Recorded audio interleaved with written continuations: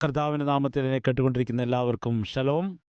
നമുക്കൊരു വചനഭാഗം വായിക്കാം. യോഹന്നാന്റെ സുവിശേഷം 5-ാം അധ്യായം 1 മുതലുള്ള ചില വചനങ്ങൾ. അതിൻ്റെ ശേഷം യഹൂദന്മാരുടെ ഒരു ഉത്സവം ഉണ്ടായിട്ട് യേശു യെരുശലേമിലേക്ക് പോയി. യേശുക്രിസ്തു ജനിച്ചത് എവിടെയാണ് പറയുക? ബേത്ലഹേമിൽ. യേശുക്രിസ്തു വളർന്നത് എവിടെയാണ് പറയുക? നസറേത്തിൽ. യേശുക്രിസ്തു ശക്തമായ ശുശ്രൂഷ ആരംഭിച്ചത് എവിടെയാണ്? കഫർനഹൂമിൽ.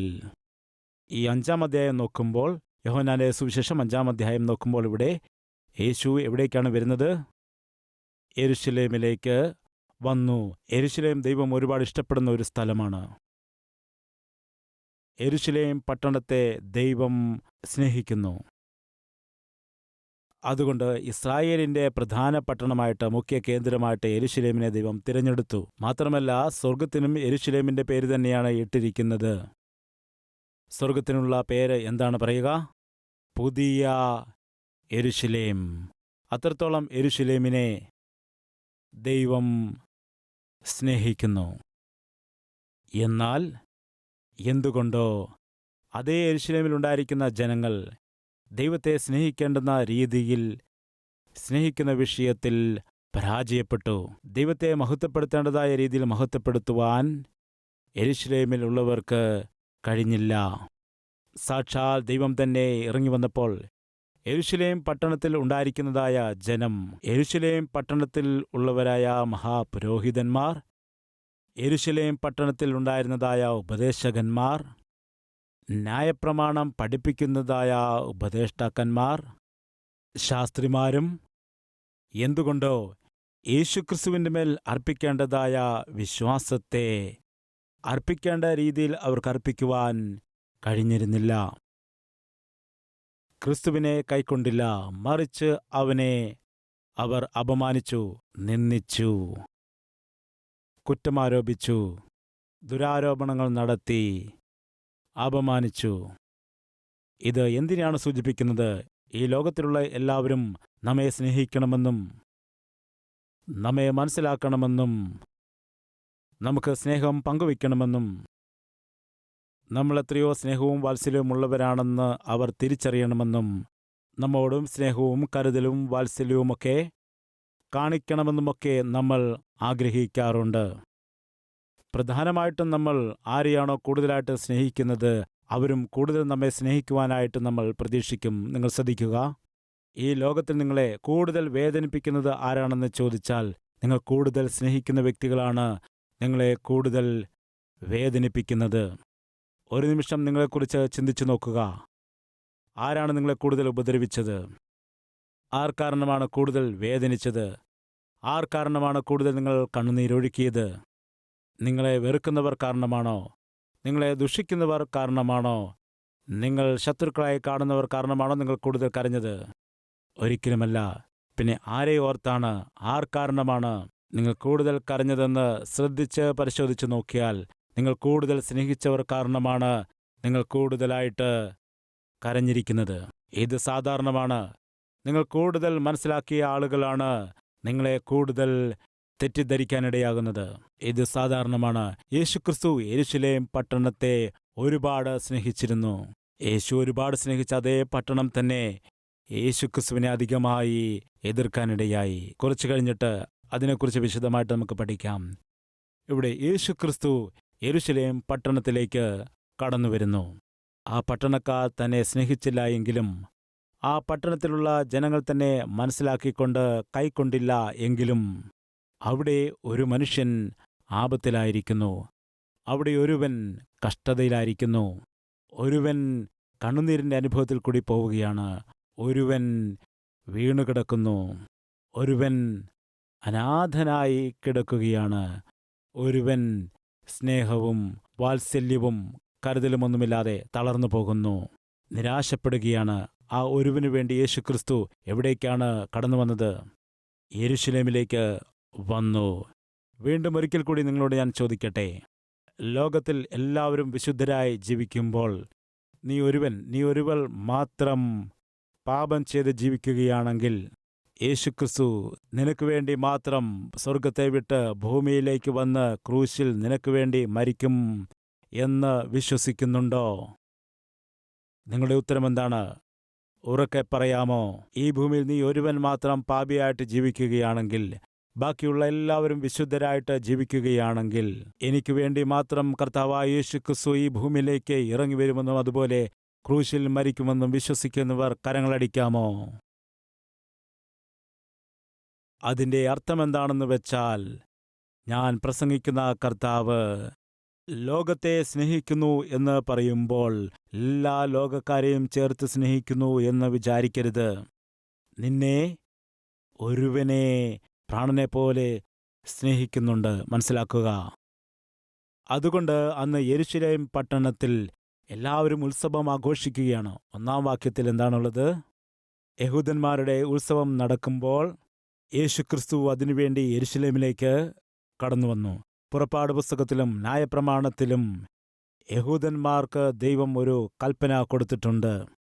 അതെന്താണെന്ന് ചോദിച്ചാൽ, ഞാൻ നിങ്ങളോട് കൽപ്പിക്കുന്നത് എന്താണെന്ന് വെച്ചാൽ, ഏതെല്ലാം ഉത്സവങ്ങളാണോ ഞാൻ ആചരിക്കണമെന്ന് നിങ്ങളോട് കൽപ്പിച്ചിരിക്കുന്നത്, ആ ഉത്സവങ്ങളെല്ലാം തന്നെ നിശ്ചയമായിട്ടും നിങ്ങളെല്ലാവരും കൂടി വന്ന് ആഘോഷിക്കണമെന്ന് ദൈവം ന്യായപ്രമാണത്തിൽ കൽപ്പിച്ചിട്ടുണ്ട്.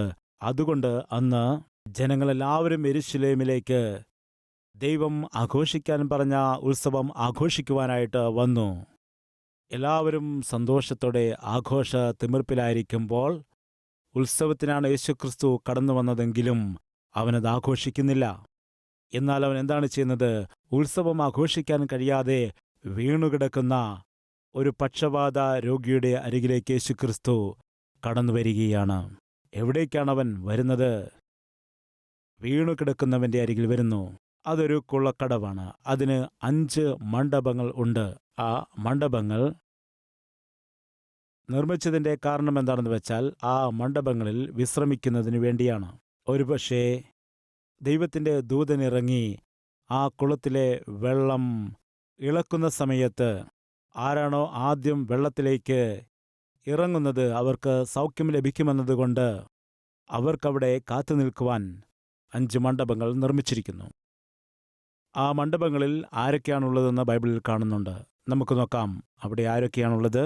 അതത് സമയത്ത് ഒരു ദൂതൻ കുളത്തിലിറങ്ങി വെള്ളം കലക്കും. വെള്ളം കലങ്ങിയ ശേഷം ആദ്യം ഇറങ്ങുന്നവൻ ഏത് വ്യാധി പിടിച്ചവനായിരുന്നാലും അവന് സൗഖ്യം വരും. അതുകൊണ്ടവിടെ വ്യാധിക്കാർ, കുരുടർ, മുടന്തർ, ക്ഷയരോഗികൾ ഇങ്ങനെ വലിയൊരു കൂട്ടം വെള്ളത്തിൻ്റെ ഇളക്കം കാത്തുകൊണ്ട് കിടന്നിരുന്നു എന്ന് കാണുന്നു. അവിടെ ഒരു മനുഷ്യൻ കിടക്കുകയാണ്. അവൻ്റെ ആഗ്രഹം, ആ ആഗ്രഹം എന്താണ്? ഏതെങ്കിലും ഒരു ദിവസം എനിക്ക് സൗഖ്യം ലഭിക്കും. ഇന്ന് നമ്മുടെ ഇടയിൽ ഇങ്ങനെ ചിന്തിക്കുന്നവരുണ്ടോ? ഏതെങ്കിലും ഒരു ദിവസം എനിക്കും നല്ല ദിവസം വരും. ഏതെങ്കിലും ഒരു ദിവസം എനിക്ക് വിടുതൽ ലഭിക്കും. ഏതെങ്കിലും ഒരു ദിവസം എൻ്റെ മകന് വിടുതലുണ്ടാകും. ഏതെങ്കിലും ഒരു ദിവസം എൻ്റെ മകൾക്ക് വിടുതൽ ലഭിക്കും. ഏതെങ്കിലും ഒരു ദിവസം എൻ്റെ ഭർത്താവ് രക്ഷിക്കപ്പെടും, മാനസാന്തരപ്പെടും. എൻ്റെ ഭാര്യ മാനസാന്തരപ്പെടും, അവൾ രക്ഷിക്കപ്പെടും എന്നുള്ള വിശ്വാസം നിങ്ങൾക്കുണ്ടോ? എങ്കിൽ ആ ദിവസം അവിടെ വീണു കിടക്കുന്നവരുടെ ഉള്ളിലുള്ള വിശ്വാസത്തിൻ്റെ അടിസ്ഥാനം എന്താണെന്നറിയാമോ? ഇളകുന്നതായ വെള്ളമാണ്. എപ്പോഴാണ് ആ വെള്ളം ഇളകുന്നതെന്ന് അറിയാൻ കഴിയില്ല. എന്നാണ് അവർക്ക് നല്ല ദിവസങ്ങൾ വരുന്നതെന്ന് അവർക്ക് അറിയുകയില്ല. വെള്ളം ഇളകുമോ ഇല്ലയോ എന്ന് പോലും അറിയില്ല. എന്നാലൊരു വിശ്വാസമാണ്.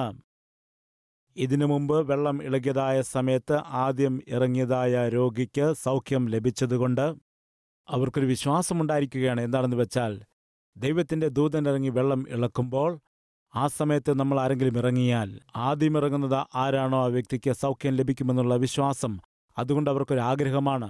അവരുടെ പ്രതീക്ഷ എന്താണ്? തീർച്ചയായിട്ടും നമുക്ക് നല്ല ദിവസം വരും. പ്രിയ സഹോദരാ സഹോദരി, ഇന്ന് നമ്മുടെ മധ്യത്തിൽ അങ്ങനെയുള്ളവരുണ്ടോ? നല്ല ദിനങ്ങൾക്ക് വേണ്ടി കാത്തിരിക്കുന്നവർ, നല്ല ദിവസങ്ങൾ വരണമെന്ന് പറഞ്ഞ് ആഗ്രഹിക്കുന്നവർ, നല്ല ദിവസങ്ങൾക്ക് വേണ്ടി കാത്തിരിക്കുകയാണ് എന്ന് പറയുന്നവരുണ്ടെങ്കിൽ ദയവ് ചെയ്തൊന്ന് കരങ്ങൾ ഉയർത്താമോ? Thank you brothers and sisters. നല്ല ദിവസങ്ങൾ കടന്നു വരണമെങ്കിൽ ബൈബിളിൽ എന്താണ് അതിന് എഴുതിയിരിക്കുന്നതായ വഴി? 1 പത്രോസിന്റെ ലേഖനം 3-ാം അധ്യായം ഒന്ന് പത്രോസിന്റെ ലേഖനം 3-ാം അധ്യായം 10-ാം വാക്യം, ജീവനെ ആഗ്രഹിക്കുകയും ശുഭകാലം കാണുവാനിച്ഛിക്കുകയും ചെയ്യുന്നവൻ കൈ ഉയർത്തിയില്ലേ. നിങ്ങളെക്കുറിച്ചാണ് എഴുതിയിരിക്കുന്നത്. നല്ല ദിവസങ്ങൾ കാണുവാനിച്ഛിക്കുന്നവർ ദോഷം ചെയ്യാതെ തൻ്റെ നാവിനെയും. നല്ല ദിവസങ്ങൾ കാണുവാൻ നിങ്ങൾ ആഗ്രഹിക്കുന്നുണ്ടോ?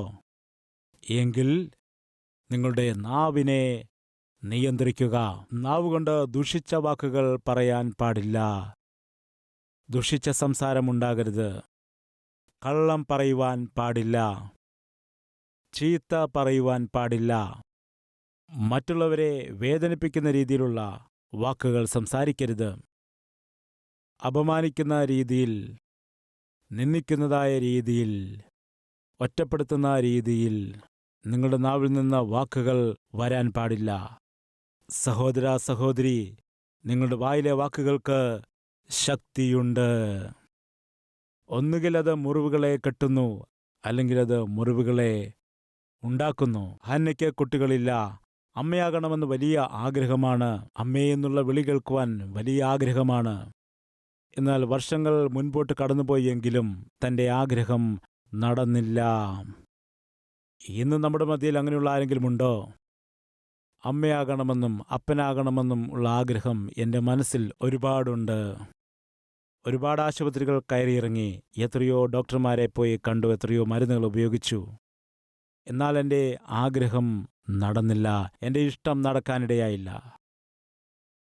ലോകക്കാർ എന്നെ മച്ചിയെന്ന് വിളിച്ചുകൊണ്ട് മാനസികമായിട്ട് എന്നെ മുറിപ്പെടുത്തുകയാണ് ചെയ്യുന്നത്, അപമാനിക്കുകയാണ്. എൻ്റെ വീട്ടിലുള്ളവർ തന്നെയാണ്, എൻ്റെ സ്വന്തക്കാരാണ്, അല്ലെങ്കിൽ ബന്ധുക്കളാണ് എന്നെ നിന്ദിക്കുന്നത്, താഴ്ത്തിക്കെട്ടി സംസാരിക്കുന്നത്. ഇതെനിക്ക് സഹിക്കാൻ കഴിയുന്നില്ല. മച്ചിയെന്നുള്ള വിളി കേട്ട് സഹിക്കാൻ കഴിയുന്നില്ല. ഇങ്ങനെ പറയുന്ന ആരെങ്കിലും നമ്മുടെ മധ്യയിൽ ഉണ്ടെങ്കിൽ ഒന്ന് കരമുയർത്താമോ? Yes, yes, yes. നിങ്ങൾക്കൊരു ശുഭവാർത്ത. ദൈവം നിങ്ങളുടെ കണ്ണുനീരിനെ തുടയ്ക്കുവാൻ പോകുന്നു. നിങ്ങൾക്ക് വിശ്വാസമുണ്ടെങ്കിൽ ദൈവം നിങ്ങൾക്ക് നൽകാൻ പോകുന്ന കുട്ടിയുടെ പേര് എഴുതി വയ്ക്കുക.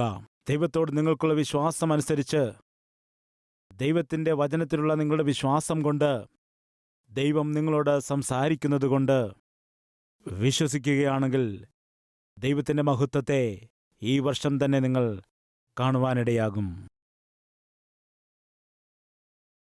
ആ ദിവസം വീട്ടിൽ ആഹാരം കഴിക്കാതെ കരയുന്ന ഹന്നയെ നോക്കി ഭർത്താവ് ചോദിക്കുകയാണ്, എന്തു പറ്റി ഹന്നേ? നീ എന്താണ് ആഹാരം കഴിക്കാത്തത്?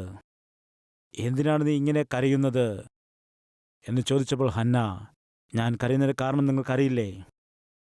എന്തുകൊണ്ടാണ് ആഹാരം കഴിക്കാൻ പോലും എനിക്ക് തോന്നാത്തതെന്ന് നിങ്ങൾക്കറിയില്ലേ? നമുക്ക് കുഞ്ഞുങ്ങൾ ഇല്ലല്ലോ. അത് കേട്ടപ്പോൾ ഹന്നയുടെ ഭർത്താവ് എന്തു പറഞ്ഞെന്നറിയാമോ? 1 ശമൂവേലിന്റെ പുസ്തകം 1-ാം-അധ്യായം 6-ാമത്തെ വാക്യം, യഹോവ അവളുടെ ഗർഭം അടച്ചിരുന്നതിനാൽ അവളുടെ പ്രതിയോഗി അവളെ വ്യസനിപ്പിപ്പാൻ തക്കവണ്ണം വളരെ മുഷിപ്പിച്ചു. അടുത്തത് 7-ാമത്തെ വാക്യം കൂടെ വായിക്കാം. അവൾ യഹോവയുടെ ആലയത്തിലേക്ക് പോകുന്ന സമയത്തൊക്കെയും ആണ്ടുതോറും അവൾ അങ്ങനെ ചെയ്തു പോന്നു. അവൾ അവളെ മുഷിപ്പിച്ചതുകൊണ്ട് അവൾ കരഞ്ഞ് പട്ടിണി കിടന്നു.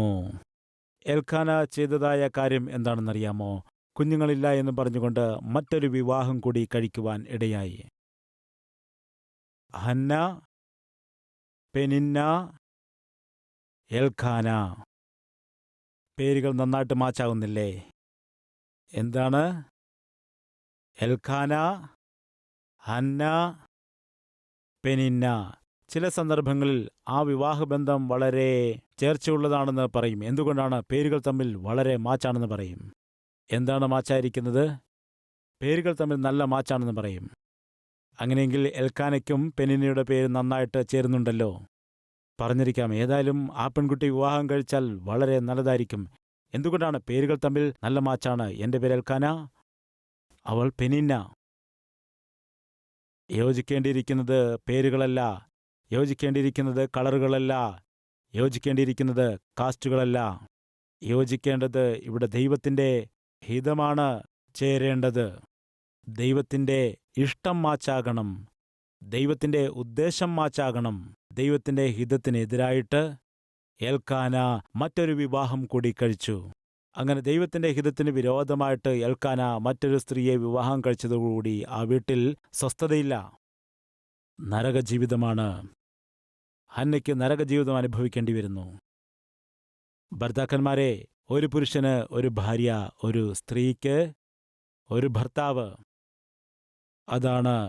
എന്നാൽ അതുകൂടാതെ നീ ഏതെങ്കിലും ആലോചന നടത്തിയാൽ അത് വചനത്തിന് വിരുദ്ധമാണ്. മറക്കരുത്, നിങ്ങൾക്ക് 2 കാലുകളുണ്ടല്ലോ. 2 കാലുകൾക്കും കൂടി എത്ര ചെരുപ്പുകൾ വേണം? ഉറക്കെ പറയുക. ഈ 2 കാലുകൾക്കും എത്ര ബൂട്ടുകൾ വേണം? പറയുക. 2 കാലുകൾക്ക് 2 ബൂട്ടുകൾ. മൂന്നാമതൊരു ബൂട്ടിടാൻ ട്രൈ ചെയ്യുക.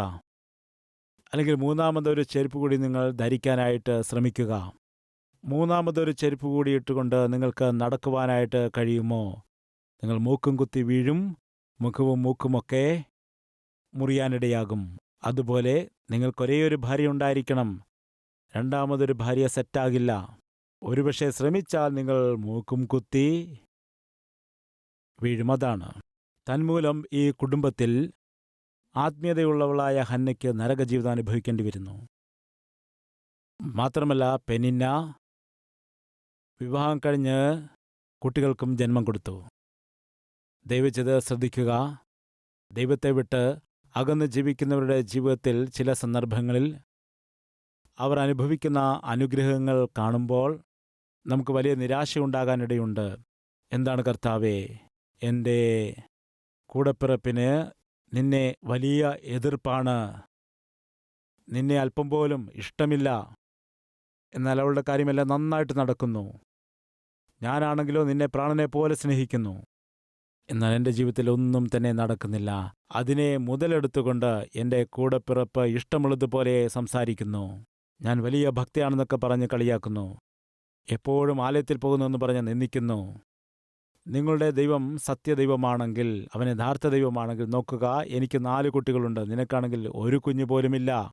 നിന്റെ ഭക്തി എവിടെ പോയിരിക്കുന്നു? നിന്റെ ദൈവം എവിടെയാണ്? ദൈവത്തിന് പോലും നിന്നെ സഹായിക്കുവാൻ കഴിയുകയില്ല. ഇങ്ങനെ പെനിന എന്തു ചെയ്തു എന്നറിയാമോ? ഹന്ന ആലയത്തിൽ പോയിട്ട് വന്നാൽ ഉടൻ തന്നെ ഇവിടെ പെനിനയ്ക്ക് ബാധയുണ്ടാകും. ഞാൻ വെറുതെ പറയുന്നതല്ല, യഥാർത്ഥത്തിൽ ഇത് ബൈബിളിലുള്ള കാര്യമാണ്. 7-ാം വാക്യം, 2-ാമത്തെ ലൈൻ ഹന്നയെക്കുറിച്ചാണ്. അവൾ യഹോവയുടെ ആലയത്തിൽ പോകുന്ന സമയത്തൊക്കെയും അവളുടെ പ്രതിയോഗി അവളെ വ്യസനിപ്പിക്കുവാൻ തക്കവണ്ണം വളരെ മൂഷിപ്പിച്ചു. ആരാണത്? മാച്ചിങ് ആണ്. ആരാണ്? മാച്ചിങ്. പെനീനയ്ക്ക് കോപമുണ്ടാകുമായിരുന്നു. നീ പോയല്ലോ, നിന്റെ ദൈവത്തിൻ്റെ അരികിൽ പോയല്ലോ, ഏതോ അത്ഭുതം ചെയ്യുമെന്നൊക്കെ പറഞ്ഞ് പോയല്ലോ, എന്ത് സംഭവിച്ചു? നിന്നോട് ദൈവം കരുണ കാണിക്കുമോ? നീ ഗർഭിണിയാകുമോ? നീ ഗർഭം ധരിച്ച് കുഞ്ഞുങ്ങളെ പ്രസവിക്കുമോ? അവൾ ആലയത്തിൽ പോയിട്ട് വരുന്ന ഓരോ പ്രാവശ്യവും വീട്ടിൽ കലഹമാണ്. ഇത് നിന്റെ വീട്ടിൽ നടക്കുന്നതല്ലേ?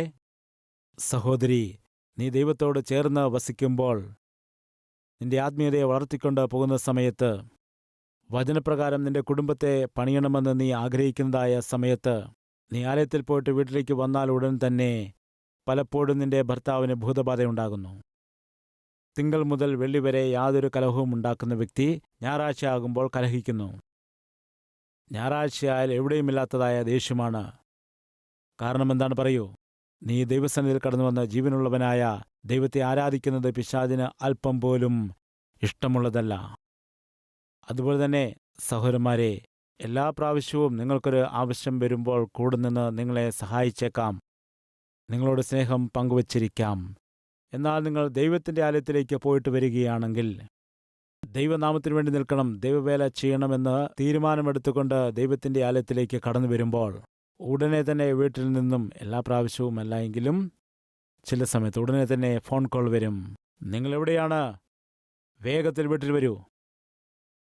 തിങ്കൾ മുതൽ വെള്ളി വരെ ജോലിക്ക് പോകുന്ന സമയത്ത്, അയ്യോ ജോലിക്ക് പോയിരിക്കുകയാണ്, ഡിസ്റ്റർബ് ചെയ്യാൻ പാടില്ല, ചെയ്യുവാൻ പാടില്ല എന്ന് പറഞ്ഞുകൊണ്ടിരുന്നതായ ഭാര്യ, നീ ആലയത്തിലേക്ക് വന്നിരിക്കുന്നു എന്നറിയുമ്പോൾ, നീ പ്രാർത്ഥിക്കാനായി വന്നിരിക്കുന്നു എന്നറിയുമ്പോൾ, നീ ശുശ്രൂഷയിൽ ഭാഗവാക്കാകാൻ വന്നിരിക്കുന്നു എന്നറിയുകയാണെങ്കിൽ, അത് സിസ്റ്റേഴ്സ് ആകട്ടെ ബ്രദേഴ്സ് ആകട്ടെ, എന്തെങ്കിലുമൊക്കെ കുഴപ്പം വീട്ടിലുണ്ടാകാനിടയാകും. ഏതെങ്കിലും ഒരു കൊടുങ്കാറ്റ് വീട്ടിൽ ആഞ്ഞടിക്കുവാനിടയാകും. സ്വസ്ഥമായ ദൈവത്തെ ആരാധിച്ച വീട്ടിലേക്ക് ചെല്ലുമ്പോൾ ഏതെങ്കിലുമൊക്കെ കലഹങ്ങൾ ഉണ്ടാക്കും. എന്തുകൊണ്ടാണ് ഇങ്ങനെ നടക്കുന്നത്? ഇത് പിശാചിൻ്റെ ഒരു തന്ത്രമാണ്. നീ ദൈവസ്ഥാനത്തിൽ വന്നിട്ട് സമാധാനത്തോടെ വീട്ടിലേക്ക് മടങ്ങിപ്പോകുന്നത് പിശാച് ഇഷ്ടപ്പെടുന്നില്ല. ഈ രീതിയിൽ ചെയ്യുന്നതിൽ കൂടി നിന്നിൽ ഒരു തരത്തിലുള്ളതായ ഫോബിയ ക്രിയേറ്റ് ചെയ്യുന്നു. ഞാൻ ഇനിയും ആരാധനയ്ക്ക് കടന്നുപോയാൽ വീട്ടിൽ എന്താണ് സംഭവിക്കുന്നത്? വീണ്ടും ഞാൻ ആലയത്തിലേക്ക് പോയാൽ എൻ്റെ ഭർത്താവ് എന്ത് വഴക്കാണ് ഉണ്ടാക്കുന്നത്, അല്ലെങ്കിൽ ഭാര്യ എന്ത് വഴക്കാണ് ഉണ്ടാക്കുന്നത്?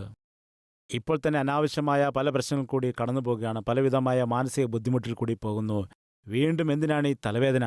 എങ്ങനെയെങ്കിലുമൊക്കെ നിന്നെ ദൈവത്തിൽ നിന്നും അകറ്റുകയാണ്, അവൻ്റെ സന്നിധിയിൽ നിന്നും അകറ്റുകയാണ് പിശാചിൻ്റെ തന്ത്രം. നോക്കുക, ഹന്ന ആലയത്തിൽ പോയിട്ട് തിരികെ വന്നാൽ പിന്നെ പെനിന്നയ്ക്ക് ഭൂതം ബാധിക്കും. തോന്നിയതുപോലെയൊക്കെ അവൾ സംസാരിക്കും, വാക്കുകൾ കൊണ്ട് മുറിപ്പെടുത്തും, കുന്തമുന പോലുള്ള വാക്കുകൾ കൊണ്ട് വേദനിപ്പിക്കും. അത് സഹിക്കവയ്യാതെ ഹന്നയാണെങ്കിലോ കരയും. പിശാചിനും അതാണല്ലോ വേണ്ടത്. സഹോദര സഹോദരി, നിന്നെ കരയിക്കുന്നതാണ് പിശാചിനുള്ള ഒരേയൊരു പണി. ജീവനുള്ള ദൈവത്തെ സേവിക്കുന്ന നിന്നെ കരയിക്കുന്നതാണ്. ജീവനുള്ള ദൈവത്തെ സ്നേഹിക്കുന്ന നിന്നെ ദുഃഖിപ്പിക്കുന്നതാണ് അവൻ്റെ പണി. നിന്നെ വേദനിപ്പിക്കുന്നതാണ്, വിഷമിപ്പിക്കുന്നതാണ്, നിരാശപ്പെടുത്തുന്നതാണ് പിശാചിൻ്റെ കർത്തവ്യം. അതേസമയത്ത് നീ ചെയ്യേണ്ടത് എന്താണ്? എന്തെല്ലാം അവസ്ഥകൾ വന്നാലും, ഏതെല്ലാം പരിസ്ഥിതികൾ കടന്നു വന്നാലും, എന്തെല്ലാം കഷ്ടതകൾ കടന്നു വന്നോട്ടെ, ആ കഷ്ടതകളിൽ നിന്നെല്ലാം നിന്നെ വിടുവിക്കുവാൻ കഴിയുന്ന ഒരു ദൈവം നിനക്ക് ഉണ്ടോ ഇല്ലയോ എന്ന് മനസ്സിലാക്കുക. ഉണ്ടെന്നാണോ ഇല്ലെന്നാണോ? ആ ദൈവമുണ്ട്. നിന്റെ കഷ്ടത നിനക്ക് നീക്കാൻ കഴിയില്ലായിരിക്കും, എന്നാൽ നിന്റെ കഷ്ടത നീക്കാൻ കഴിയുന്ന ദൈവം നിനക്കുണ്ട് എന്ന് നീ മനസ്സിലാക്കുമ്പോൾ, നീ കരയാതെ വിശ്വാസത്തോടെ ദൈവത്തിൻ്റെ സന്നിധിയിൽ വന്ന് അപേക്ഷിക്കുകയാണ്. പിശാച് നിന്റെ നേരെ ഒരുക്കുന്നതായ കെണികൾക്കുള്ളതായ ആ മറുപടി. അതുകൊണ്ടാണ് ഭക്തനായിരുന്ന പൗലോസ് കാരാഗൃഹത്തിൽ അടയ്ക്കപ്പെട്ടപ്പോഴും പറയുന്നത്, ആനന്ദിക്കുക. ഞാൻ വീണ്ടും പറയുന്നു, നിങ്ങൾ ആനന്ദിക്കുക എന്ന്.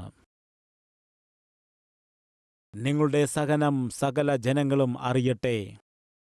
നിങ്ങൾക്കെന്താവശ്യമുണ്ടായാലും സ്തോത്രത്തോടെ ദൈവത്തിൻ്റെ സന്നിധിയിൽ നിങ്ങൾ ആവശ്യങ്ങളെ അറിയിക്കുക.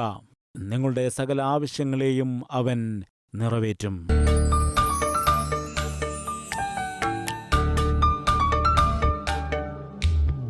പരിശുദ്ധനെ ഞങ്ങളെ ദർശിക്കണമേ. സകല വ്യക്തികളുടെ ജീവിതത്തെയും കൈക്കൊള്ളുമാറാകണമേ. ഏതവസ്ഥയിൽ വീണു കിടക്കുന്നുവെന്ന് കാണണമേ. ഉദരഫലമില്ലാത്ത സ്ഥിതിയിൽ വീണു കിടക്കുകയാണെങ്കിൽ ശ്രേഷ്ഠമായ ഫലങ്ങൾ കൊടുക്കണമേ.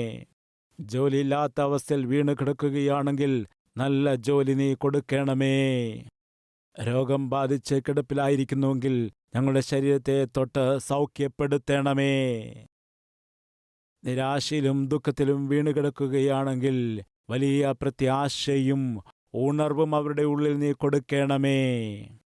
കുടുംബ പ്രശ്നങ്ങളിൽ പിണക്കങ്ങളിൽ വീണുകിടക്കുകയാണെങ്കിൽ ആ കുടുംബത്തെ നീ എഴുന്നേൽപ്പിക്കണമേ. നിന്റെ ഹിതം പോലെ പണിയണമേ.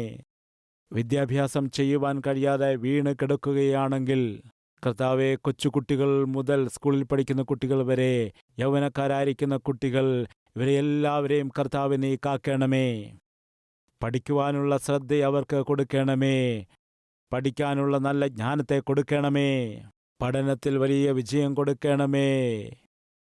സാമ്പത്തിക ഞെരുക്കങ്ങളിൽ വീണ് കിടക്കുകയാണെങ്കിൽ സാമ്പത്തിക ഞെരുക്കങ്ങളിൽ നിന്ന് വലിയ വിടുതൽ കൊടുക്കണമേ. അഭയങ്കരമായ ചുഴിയിൽ നിന്ന് ജനത്തെ വിടുവിക്കണമേ. നല്ല ദിവസങ്ങൾ കൊടുക്കണമേ. കർത്താവേ, ഈ ഭൂമി നിന്റേതാണ്, ഇതിലുള്ള സകലതും നിന്റേതാണ്. ഞങ്ങളെല്ലാവരും നിനക്കുള്ളവരാണ്. ഞങ്ങളെ കൈക്കൊള്ളണമേ. ഞങ്ങളെ അനുഗ്രഹിച്ചുകൊണ്ട് മാതൃകയുള്ളവരാക്കി മാറ്റി ഞങ്ങളുടെ ജീവിതം മറ്റുള്ളവർക്ക് മാതൃകയാക്കി മാറ്റണമേ. ഞങ്ങളുടെ പ്രാർത്ഥന കേട്ടതോർത്ത് സ്തുതിക്കുന്നു. ശ്രേഷ്ഠമായ മറുപടികൾ തന്നതോർത്ത് അങ്ങേ സ്തുതിക്കുകയാണ്.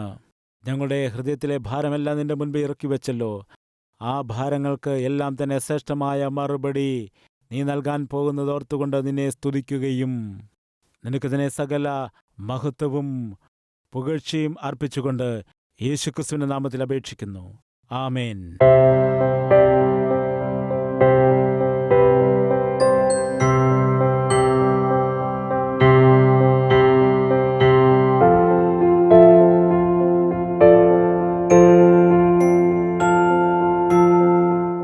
Address Calvary, Post Box number 30, Kukatpalli, Hyderabad 72.